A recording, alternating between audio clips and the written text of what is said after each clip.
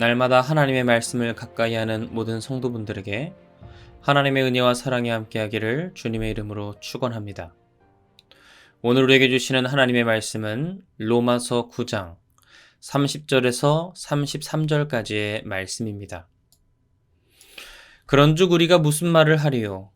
의를 따르지 아니한 이방인들이 의를 얻었으니 곧 믿음에서 난 의요. 의의 법을 따라간 이스라엘은 율법에 이르지 못하였으니 어찌 그러하냐? 이는 그들이 믿음을 의지하지 않고 행위를 의지함이라. 부딪힐 돌에 부딪혔느니라. 기록된 바 보라. 내가 걸림돌과 거치는 바위를 시온에 두노니 그를 믿는 자는 부끄러움을 당하지 아니하리라 함과 같으니라. 아멘. 지난 시간 우리는 하나님의 은혜와 자비로 우리를 구원하신 하나님의 사랑에 대해서 함께 나눴습니다. 하나님의 긍휼히 여기심에 대해서 반발하는 이스라엘 백성들에게 바울은 외쳤죠. 너희들 또한 하나님의 자비와 긍휼하심이 아니었다면 구원받지 못할 자들이었다. 심지어 소돔과 고모라와 같은 자들이다. 바울은 전하였습니다.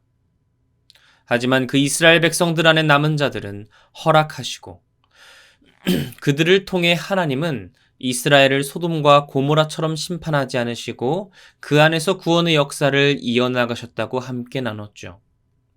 그러지 않으셔도 되는데 하나님은 그분의 자비와 긍휼히 여기심으로 이스라엘 백성들을 구원하셨습니다. 그리고 이제는 더 나아가 이방인에게까지 구원을 확장시키셨습니다. 오늘은 그 말씀에 이어서 바울이 전하는 두 번째 주장에 대해서 함께 나누려고 합니다. 구원이 이방인에게까지 확장되자 불평하던 이스라엘 백성들. 바울은 그들에게 첫 번째 주장으로 이렇게 논증했습니다. 그것은 하나님의 주권적인 자유의 선택이며 긍휼히 여기심이다. 하나님의 은혜다. 그리고 이어서 바울은 오늘 두 번째 주장을 이렇게 선포합니다. 바로 30절 말씀입니다. 그런즉 우리가 무슨 말을 하리요? 의를 따르지 아니한 이방인들이 의를 얻었으니 곧 믿음에서 난 의요. 의를 따르지 않은 이방인들이 의를 얻었다.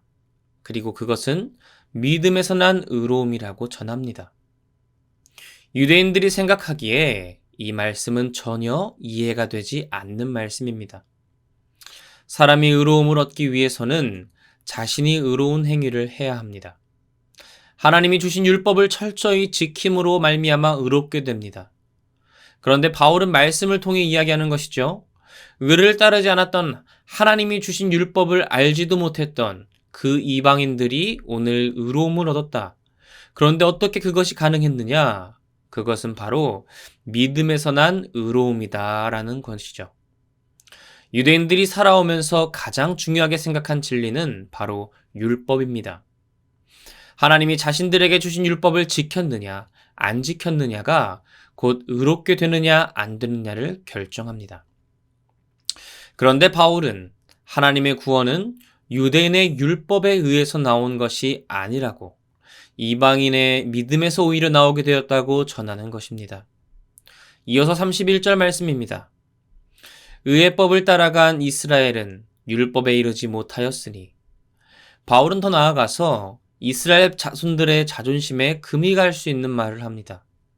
너희들 그렇게 율법 중요시 생각해왔는데 사실 너희들은 율법에 도달하지 못한 사람이다. 즉 율법이 원하고자 하는 목적을 너희는 달성하지 못하였다 전하는 것이죠. 실제적으로 그랬습니다. 율법이 있는 것은 그 목적이 있기 때문입니다. 예를 들어 부모님을 공경하라 라는 하나님이 주신 이 율법의 목적은 말 그대로 하나님이 주신 부모님을 하나님과 같이 경외하고 공경하라. 그럼 하나님이 너에게 한없는 복을 주시겠다. 하나님의 뜻과 목적이 담긴 약속이 담긴 율법입니다. 그런데 유대인들은 율법을 지킨다고 하면서 율법 중요하다고 하면서도 그들의 실상은 어떠하였습니까? 그냥 고르반 하면 됐습니다. 그러니까 부모님이 늙고 병들어 힘든 상황인데 고르반 하면 부모님을 돕지 않아도 되는 거예요. 여기서 고르반의 뜻은 하나님께 드림이 되었다. 이것은 하나님께 드릴 것입니다 선언하면 부모님이 힘들어도 안 도와드리면 그만인 것입니다. 장로들의 전통으로 만들어진 고르반, 하나님께 드릴 예물이니 부모님 도와드릴 건 없다. 그렇게 부모님을 경외하지 않았다는 것이죠.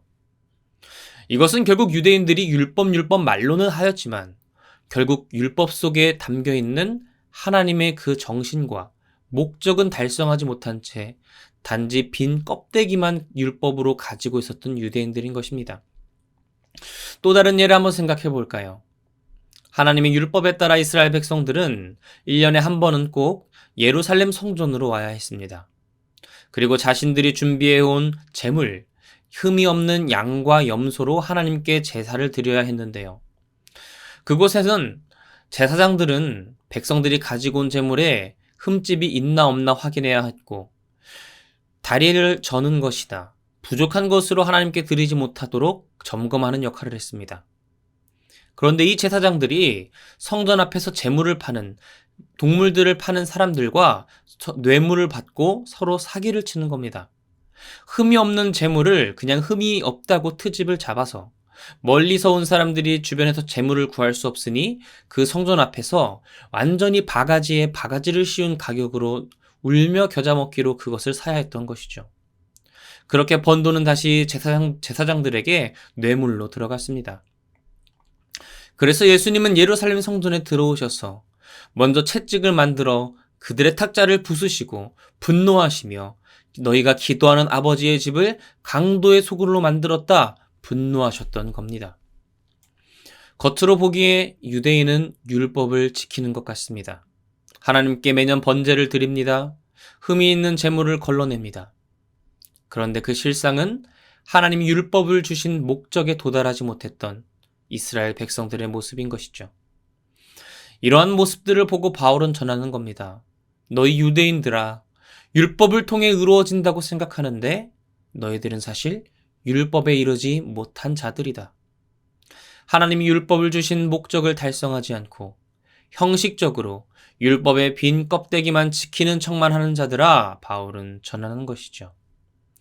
이어서 바울은 32절 33절 말씀을 통해 유대인들에게 강력하게 전합니다. 어찌 그러하냐? 이는 그들이 믿음을 의지하지 않고 행위를 의지함이라. 부딪힐 돌에 부딪혔느니라. 기록된 바 보라. 내가 걸림돌과 거치는 바위를 시온에 두노니 그를 믿는 자는 부끄러움을 당하지 아니하리라 함과 같으니라. 결국 이스라엘 백성들이 율법했지만 율법의 목적을 달성하지 못한 이유를 바울은 뭐라고 전합니까? 그들이 믿음을 의지하지 않고 행위를 의지한 것입니다. 결국 이스라엘 백성들이 부모를 공경하지 않고 고르반 하며 자신의 재물을 모으려고 했던 것은 무엇입니까?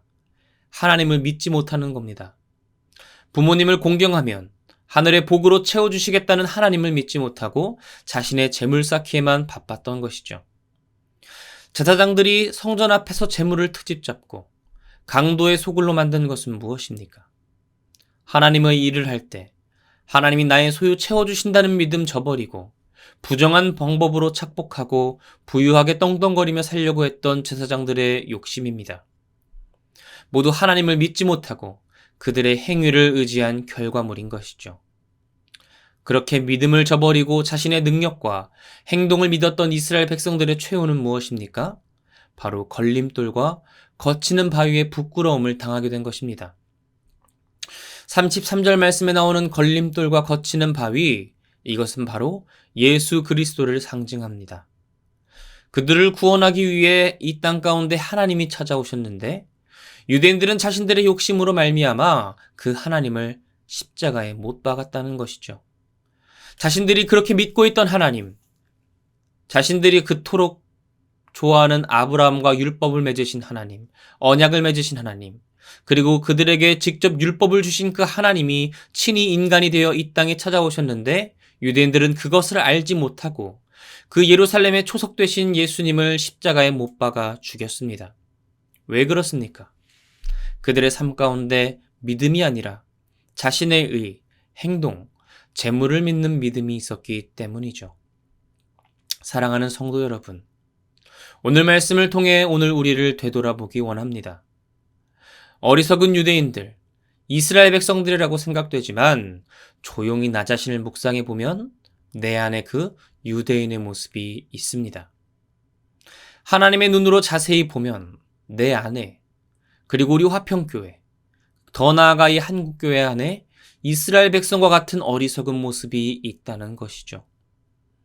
우리의 삶은 정말 하나님을 의지하는 믿음이 있습니까? 아니면 이 세상의 재물, 부동산, 세상의 권력을 의지하고 있습니까? 그것이 필요하지 않다는 것이 아니라 물질은 우리가 믿고 의지할 대상이 아니라는 것이죠. 그것은 우리가 하나님 안에서 선하게 사용해야 할 도구입니다.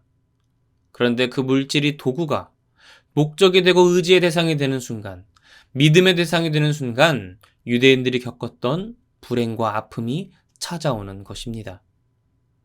우리 안에 과거 이스라엘 백성들이 범했던 어리석은 범죄, 하나님이 아닌 다른 것들을 의지하고 믿는 믿음이 있다면 이 시간 모두 내려놓기를 원합니다.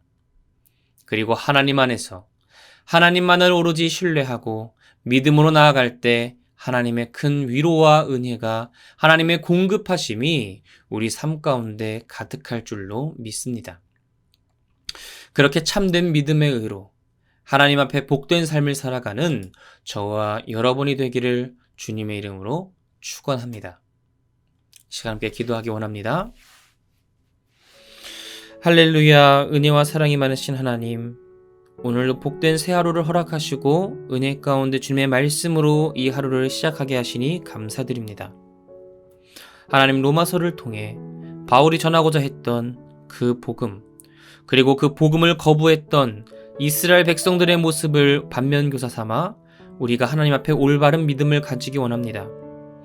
이스라엘 백성들은 하나님 앞에 하나님의 의를 거부하고 자신들의 의를 내세우고 자신들의 율법을 더 중요시하려고 하였지만 정작 그들의 모습은 하나님을 진정으로 믿고 의지하는 믿음이 아닌, 율법의 목적을 가지고 있는 것이 아닌 율법의 껍데기만 가지고 이 세상의 도구인, 내 삶의 도구인 물질을 목적 삼고 믿음으로 삼고 의지하였던 모습을 보게 됩니다. 그리고 그들의 결국은 자신들을 구원할 수 없는 물질과 세상의 권력을 의지하였을 때 한없이 비참하게 추락하는 하나님, 그 결과를 우리는 알고 있습니다. 하나님, 그 이스라엘 백성들의 모습이 우리에게 있지 않습니까? 하나님, 이 오늘 말씀을 통하여 돌아보게 하시고 내 삶에 정말 이 세상의 도구를 의지하고 믿는 것이 아니라 오직 하나님을 믿는 믿음으로 말미암아 모든 것에 초석 되시는 예수 그리스도가 우리 삶의 진정한 주인이시오 믿음의 대상 되어 우리 삶이 하나님 안에서 한없는 평강과 은혜에 가득한 삶 될 수 있도록 하나님 붙들고 인도하여 주시옵소서. 날마다 주께 가까이 나아가기를 원합니다. 감사드리며 이 모든 것 살아계신 예수 그리스도의 이름으로 기도드립니다. 아멘.